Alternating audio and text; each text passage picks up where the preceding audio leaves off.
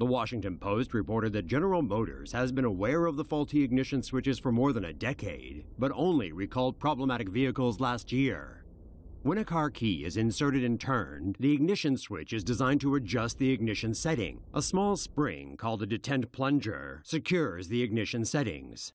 However, some GM manufactured detent plungers were too short, providing insufficient tension, so that the ignition settings would easily switch from run to accessory. Under such settings, airbags will not deploy in a crash. GM recalled 2.6 million vehicles with defective ignition switches. The latest figure shows that a total of 51 people died in accidents related to the faulty part.